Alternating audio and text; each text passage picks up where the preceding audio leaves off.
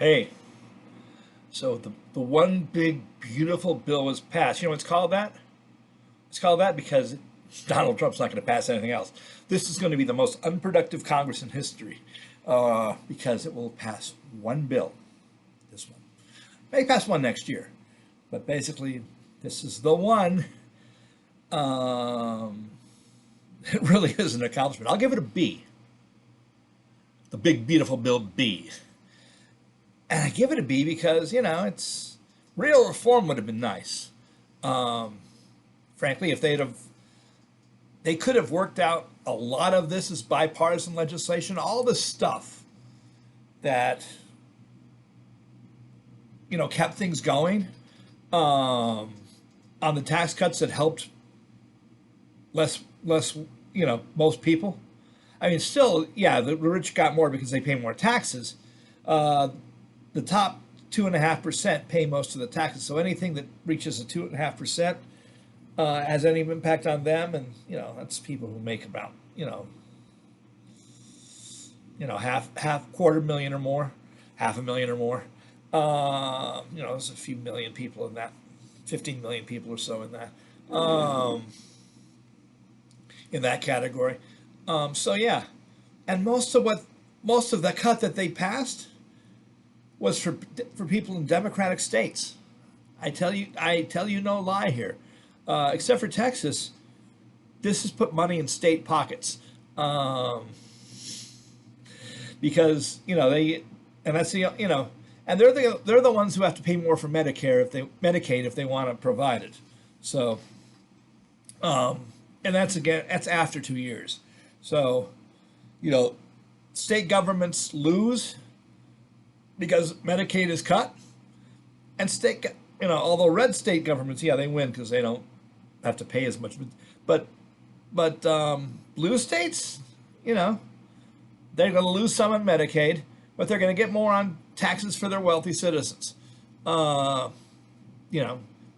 Democrats. So, yeah, it would have been nice if the non-controversial pieces were put in one bill and made permanent, because a lot of the tax reform was just stuff that needed to be done, like switching from exemptions to tax credits for children. So that's actually families with children made out more than they would have otherwise, because they don't have large salt, state and local tax things. Now, what ideally they would have put back the alternative minimum tax, so that those people who got because originally they cut the alternative minimum tax because what it did was it took out salt benefits and made people just pay. So that now people will get their salt benefits. And the theory behind that is you shouldn't have to pay tax on tax. So it's not if you got rid of income taxes as a whole, this wouldn't be a thing. And that's what they should do. That an A would have been to change the tax code entirely. I've been putting forth for the last 15 or so years how to do that. That would have been an A, yeah, but they didn't. If we have my friend Bruce Bartlett said, if you have a Democratic Congress and a Republican president, you'll be able to get a value-added tax passed, and real work on the deficit. So, yeah, not this year, not next year. So, yeah, it would have a lot of what the president wants in his bill that makes it more powerful. It's the courts aren't going to let him have those things. They look good for his voters, and they look good for people who can traffic labor, and the Democrats haven't helped traffic labor. They have not done what is necessary to get immigration passed. Even those times where they had both houses of Congress and the White House, they could have passed immigration reform. They did not.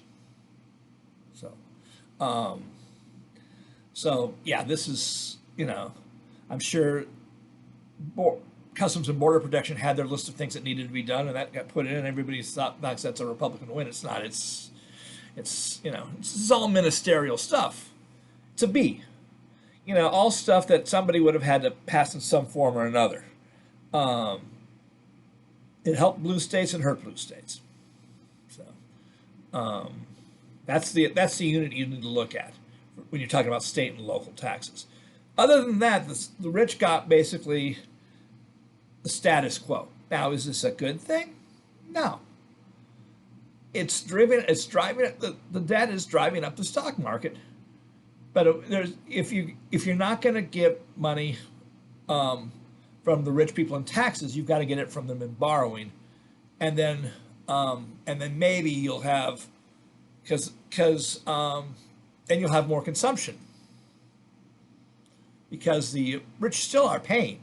They're just paying by buying by putting money into debt, which allows capitalism to happen. They're not even buying it directly, but the mutual funds they're invested in and the pension funds they're invested in have to have national debt to stay solvent. Very important. Unless you're going to go to absolute employee ownership, and this Congress is not going to do that, you have to really increase the debt. And that gets money from the rich, and that lets the rich get money. Now, are we overextended on the investment side? Probably. There'll be a recession because it's gone too high. Recessions don't come, as Marx thought, because of overproduction. They come because of overinvestment in garbage. So yeah, there's going to be more garbage investment. Some people will get rich. Some people will lose their shirts as these bad investments come a calling. There may still be a crypto crash, and it'll land squarely on Donald Trump. Couldn't happen to a nicer guy. A real estate crash, yeah, that's going to happen too. As people cannot, afford their houses and they aren't affording their houses. There's a problem with housing right now, with housing prices. They're going down.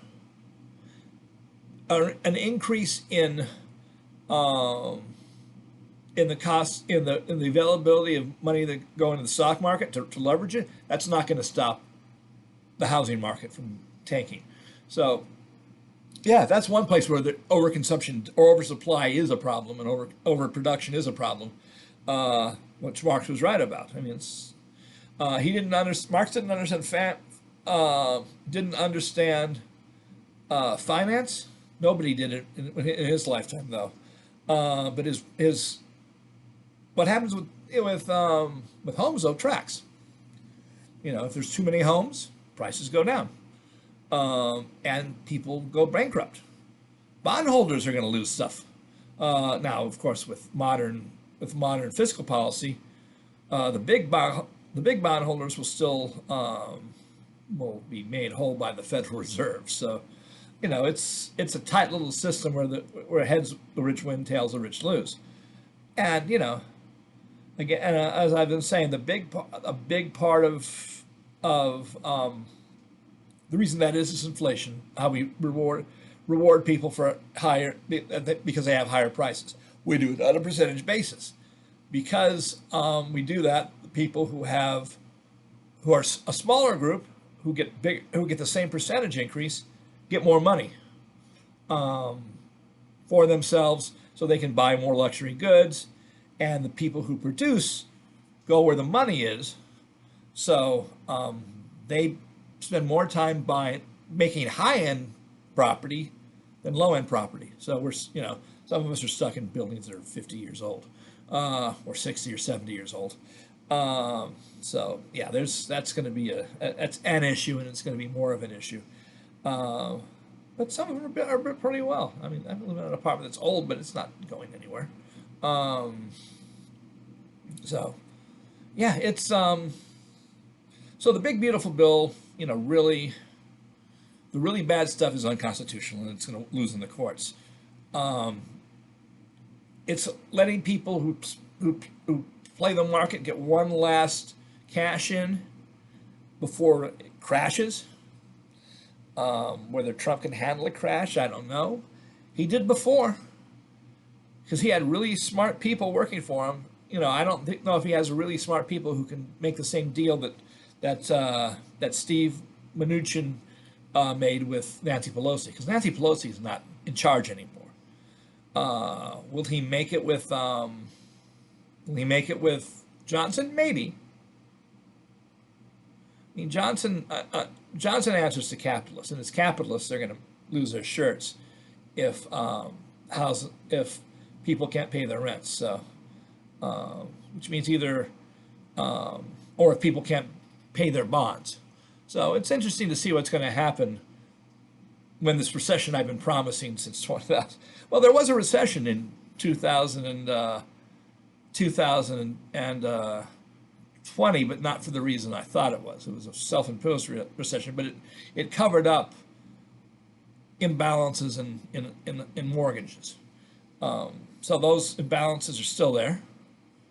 Imbalances in income are still there. The answer to those imbalances is increased personal income taxes for the wealthy, especially capital gains taxes, and also restructuring the taxation that businesses pay, because right now it's crazy.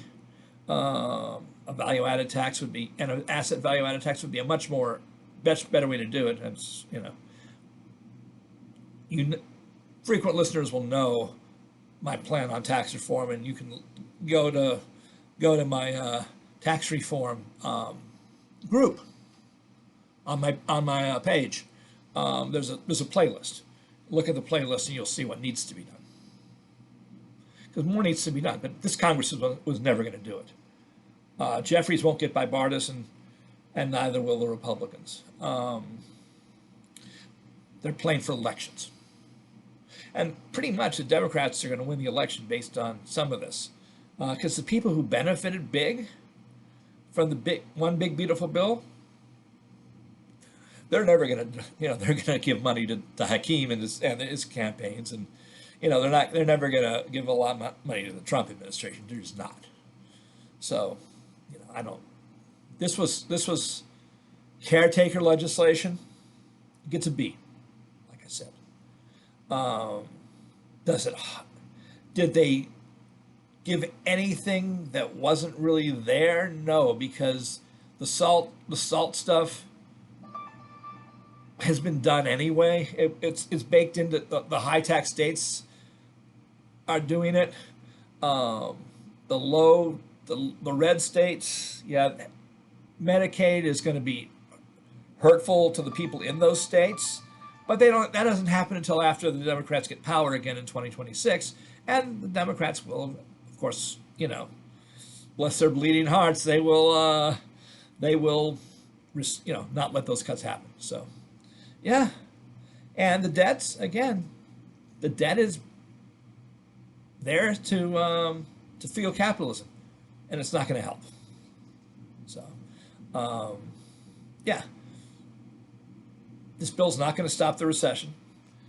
Higher taxes might have, but probably not. You can't stop some things from happening, which gives me an idea for my political theory paper that I'm writing in the next week. This is, my grade is a B.